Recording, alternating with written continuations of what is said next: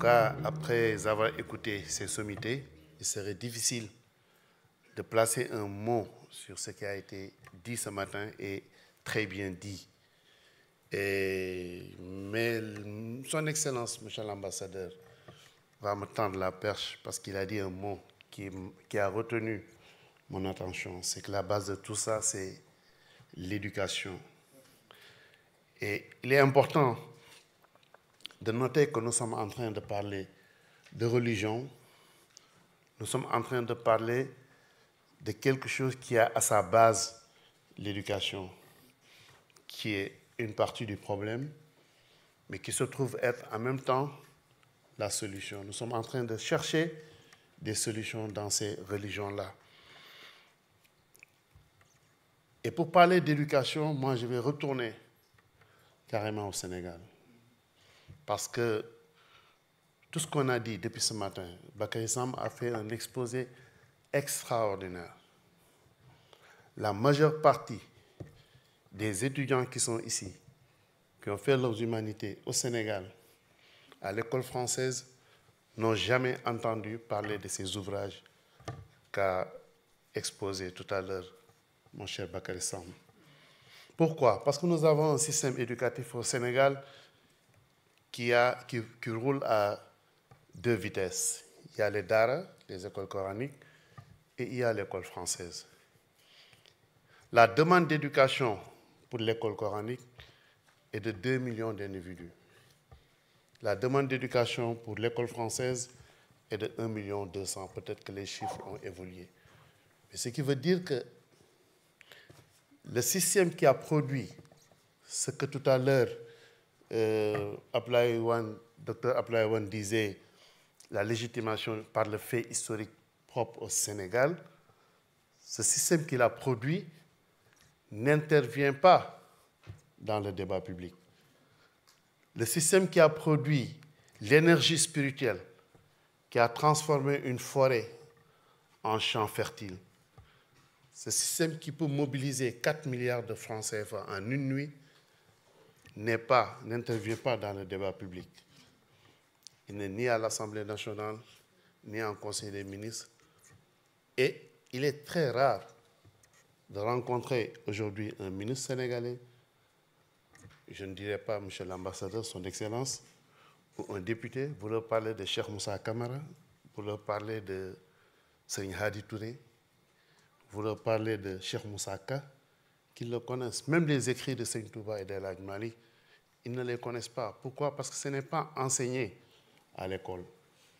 Et nous sommes complètement en dehors de tout ce qui a été dit aujourd'hui par nos chers intervenants.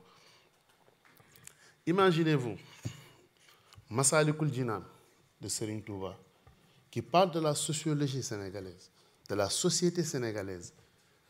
Vous pouvez étudier Auguste Comte, Durkheim, etc., mais vous ne pourrez jamais trouver Massalikul Jinan dans notre programme scolaire. Hidayatul Mouzibine de Cheikh El-Hadji Oumar Foutiyou, qui parle non pas de la religion, mais qui parle de comment l'homme musulman devrait se comporter en société. Hier, je discutais avec mon jeune frère Sidi, qui me disait les conditions dans lesquelles Cheikh El-Hadji Oumar Foutiyou a écrit ce texte-là. En marchant, lors de son pèlerinage à la Mecque, il marchait et il écrivait en même temps ce texte, qui parle de procrastination. Ce que vous devez faire aujourd'hui, vous attendez jusqu'au lendemain pour le faire, daf ko haramal ci jullit bi. C'est-à-dire, il considère cela comme un péché chez les musulmans.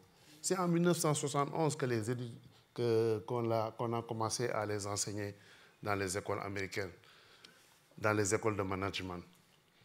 Donc, nous devons nous approprier d'abord de cet héritage. Nous devons voir par quels moyens, aujourd'hui, on pourrait enseigner ces textes dans le tissu pédagogique sénégalais, où vous verrez un ministre, un député, qui va vous parler de Chateaubriand, qui va vous parler de Montesquieu, au même titre qu'il vous parle de Cheikh El-Hadji Oumar Foutiyou, de El Hadji Malick. Nous tous, nous avons fait l'école française.